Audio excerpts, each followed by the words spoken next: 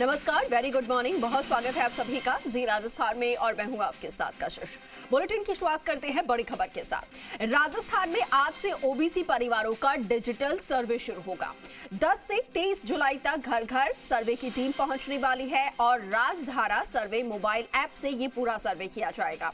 स्थानीय निकायों में ओबीसी राजनीतिक प्रतिनिधियों के लिए आंकड़े जुटाएंगे और सुप्रीम कोर्ट के निर्देशों की पालना में ये सर्वे करवाया जा रहा है। राज्य भर में 51,168 प्रगणक घर घर जाकर सर्वे करेंगे और 1,428 मास्टर ट्रेनर्स को प्रशिक्षण दिया जा चुका है। पूरी प्रक्रिया की ऑनलाइन मॉनिटरिंग की जाएगी ओबीसी आयोग के द्वारा। इसके अलावा एडीएम को बनाया गया है जिला समन्वयक अधिकारी। ओबीसी परिवारों से सही और प्रामाणिक जानकारी देने की अपील की गई है।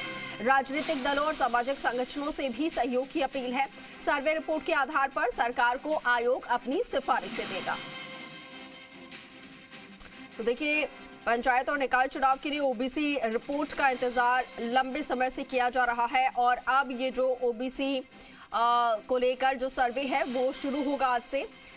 क्या कुछ सर्वे रहने वाला है, किस तरीके से पूरी प्रोसेसिंग होगी, उसको लेकर जानकारी दे पाएंगे हमारे सहयोगी दीपक गोयल हमारे साथ फोन लाइन पर है। दीपक, आज से ओबीसी के जो सर्वे होने थे वो शुरू होने जा रहे हैं। किस तरीके से पूरा प्रोसेस होगा, कितने दिनों में इसे खत्म करना होगा, क्या कुछ आपके पास जानकारी?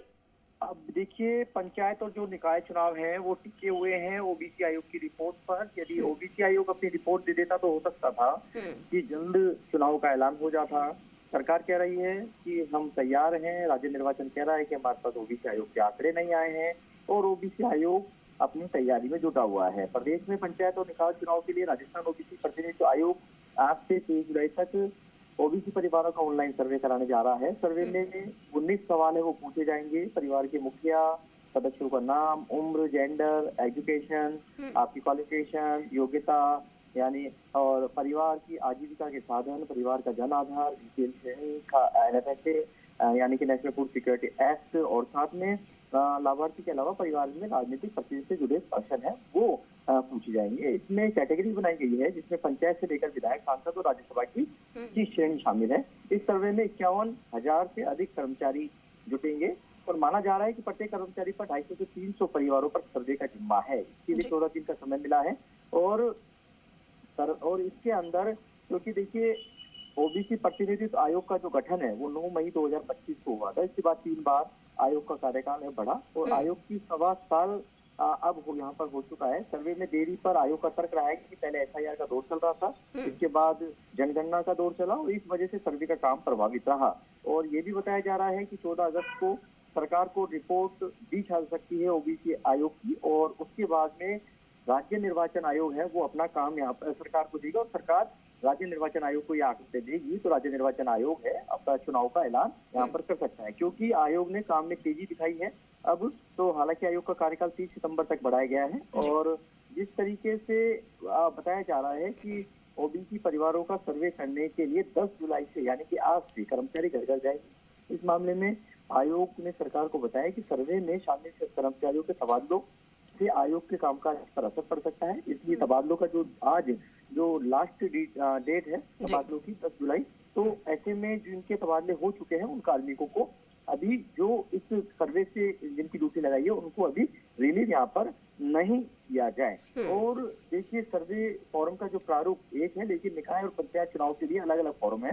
पंचायत कैटेगरी में ग्राम पंचायत का नाम, पंचायत समिति का नाम, जिला परिषद का नाम है और इस तरह से दूसरे फॉर्म में नगर परिषद, क्योंकि अलग अलग कैटेगरी होती है, नगर परिषद, नगर पालिका और साथ में नगर निगम यानी कि जिले का नाम शामिल। तो इस लिहाज से ये कह सकते हैं कि ओबीसी आयोग अपनी जब रिपोर्ट यहाँ तैयार कर लेगा और ओबीसी आयोग अपना पूरा जो सर्वे कर लेगा तो आगामी दिनों के अंदर वो अपनी रिपोर्ट देने के साथ सरकार अपने एससी, एसटी, महिला और ओबीसी इन तमाम आंकड़ों को जब राज्य सरकार राज्य निर्वाचन को सौंप देगी तो उसके बाद लॉटरी की प्रक्रिया होगी। आरक्षण की लॉटरी की प्रक्रिया के बाद कभी भी चुनाव का ऐलान हो सकता है। लेकिन फिर भी ये माना जा रहा है कि 14 अगस्त को ओबीसी आयोग अपनी रिपोर्ट देता है और तो लॉटरी की जो आरक्षण की जो प्रक्रिया है उसमें 31 अगस्त तक का टाइम लग सकता है। इस तरह का राज्य निर्वाचन आयोग ने पंचायत राज और निकाय डीएलबी को पत्र भी लिखा है क्योंकि इसकी प्रक्रिया होती है और उसके बाद में भी नगर निकाय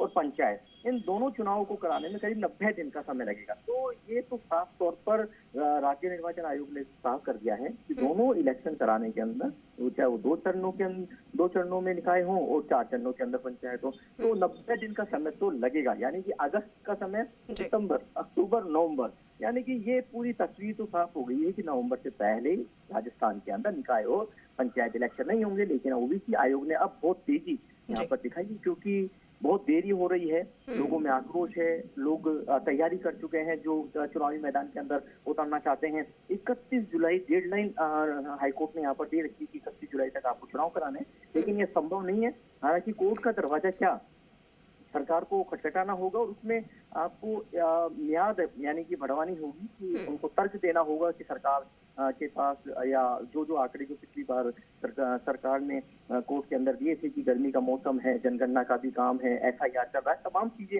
मानसून का दौर है, तो तमाम जो कार्मिक हैं इसमें व्यस्तता रहते हैं। लेकिन कोर्ट ने 31 जुलाई डेडलाइन दी थी। अब सरकार किस तरीके से अपनी वापस से इस मियाद को बढ़वाने के लिए कोर्ट का दरवाजा खटखटाना, ये देखना होगा और कोर्ट इस पर क्या कुछ देता है। जी बिल्कुल ठीक है दीपक, बहुत शुक्रिया आपका तमाम विस्तृत जानकारी साझा करने के लिए। तो देखिए, आज से ओबीसी परिवारों का ये डिजिटल सर्वे शुरू हो जाएगा और यही है कोशिश कि जल्द से जल्द ये पूरा सर्वे तैयार हो और उसकी रिपोर्ट आयोग को सौंपी जाए ताकि आयोग सरकार को सौंपे।